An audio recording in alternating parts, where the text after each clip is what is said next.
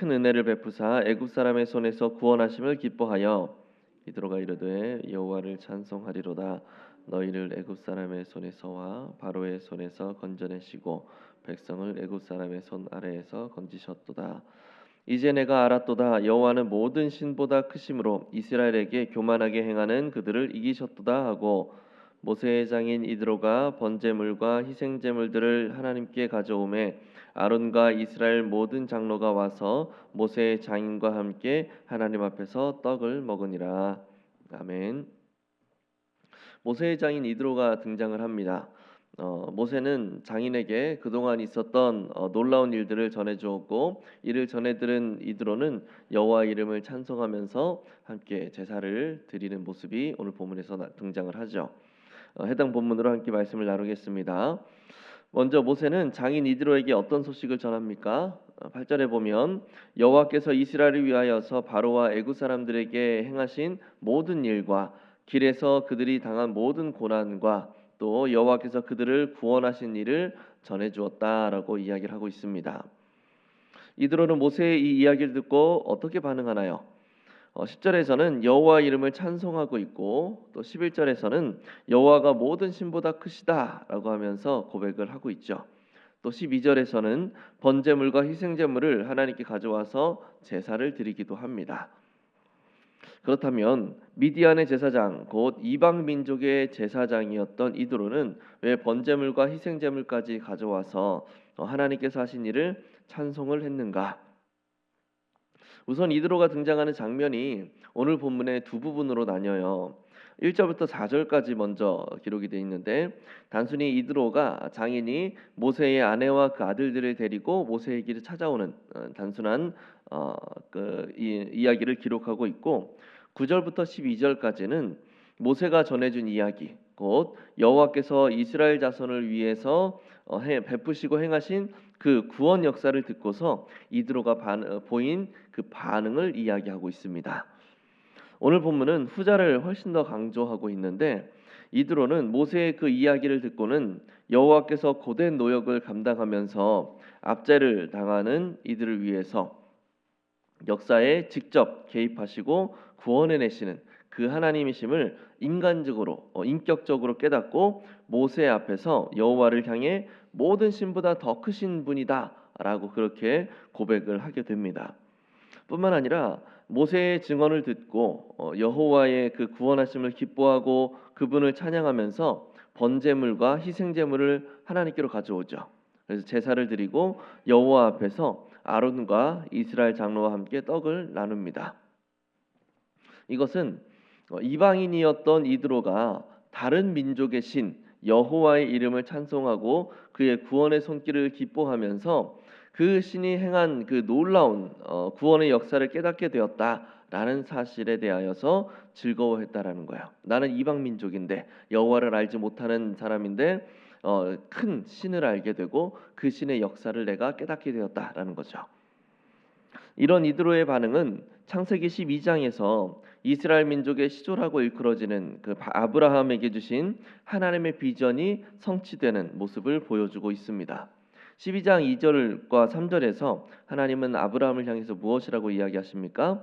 내가 너로 큰 민족을 이루고 내게 복을 주어서 내 이름을 창대하게 할 것이다. 너는 복이 될지라 너를 축복하는 자에게는 내가 복을 주고 또 너를 저주하는 자에게는 내가 저주하리니 땅의 모든 족속이 너로 말미암아 복을 얻게 될 것이다 라고 그렇게 말씀하시죠.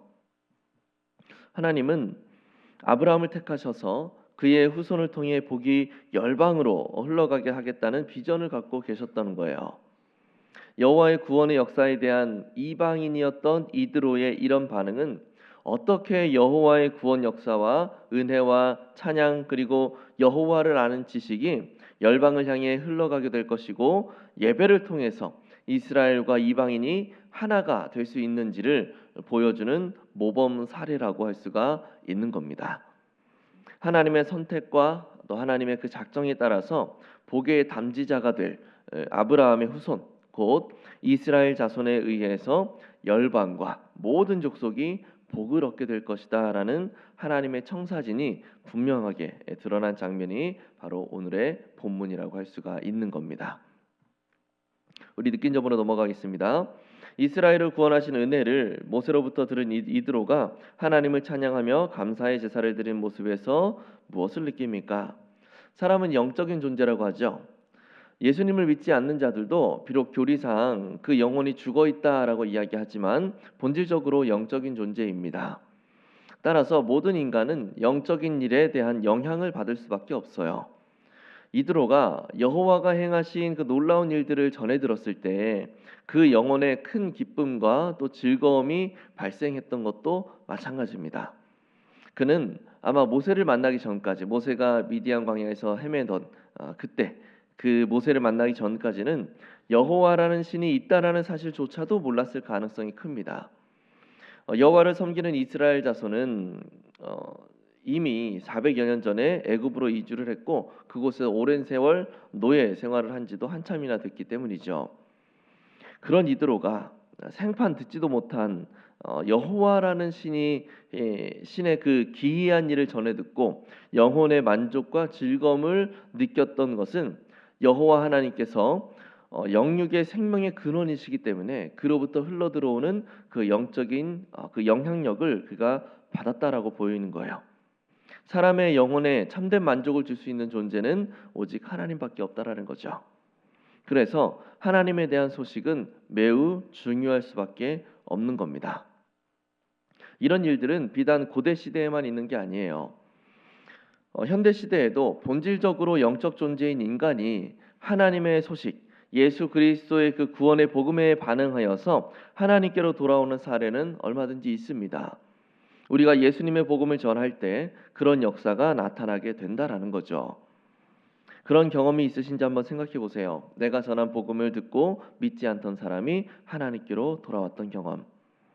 우리는 전도가 안 된다 하지만 우리가 복음을 전할 때 죽어진 영혼이 그 복음에 영적인 이야기에 반응할 수밖에 없다라는 사실을 우리가 기억할 필요가 있습니다. 그렇다면 주님께서 내게 베푸신 구원의 큰 일을 전할 가족과 이웃은 누구이며 또 그에게 복음을 전하기 위해서 어떤 섬김을 실천하시겠습니까? 지금은 너무나 좋은 기회가 있잖아요. 새생명 축제 이제 얼마 남지 않았죠. 여러 이유들로 전도에 큰 부담을 느끼는 분들이 많이 계신데 이 새생명 축제가 얼마나 좋은 도구가 되겠습니까? 우리에게 모든 이용해서 어떻게든 한 영혼이라도 하나님 앞에 나아갈 수 있도록 길잡이 역할을 해줘야 하지 않겠습니까? 다만 우리가 이 귀한 사역에 마음을 좀 더 마음을 쏟았으면 좋겠다라는 생각이 들어요. 각자가 태신자를 품고 기도도 열심히 하시고 나름대로의 그 열심을 내면서 준비하고 있으실 텐데 혹시 그러지 못하신 분이 계신다면 태신자를 품지 못했다거나 또는 태신자를 품기는 했지만 단순히 교회에서 제공하는 물품들을 건네만 주면서 그 외에 그 영혼을 위해서 개인적으로 특별한 접촉을 시도하지 않고 계시는 분이 있으시다면 우리가 얼마 전 들었던 말씀처럼 나의 희생이 없이는 결코 생명이 탄생할 수 없다라는 사실을 기억하면서 하나님의 복음을 전하는 그 일에 우리가 조금 더 힘을 내보면 좋겠습니다. 나의 물질도 희생해보고 나의 에너지도 쏟아보고 나의 여가 시간이나 나의 잠잘 시간도 그 영혼을 위해서 좀 양보해 보면서 생명 살리는 일에 헌신하는 기회로 우리가 삼아 보면 좋겠어요. 그 어떤 활동들보다 하나님께서 가장 기뻐하시는 일이 생명 살리는 일 아니겠습니까? 나를 통하여서 한 영혼이 하나님께로 돌아올 그 순간을 기대하며 이제 얼마 남지 않은 이 새생명 축제를 힘써서 함께 준비해 갈 수 있기를 바랍니다. 그래서 그 어느 때보다도 보람 있고 또 기쁨 넘치는 새생명 축제로 만들어 갈 수 있기를 예수님의 이름으로 간절히 축복합니다.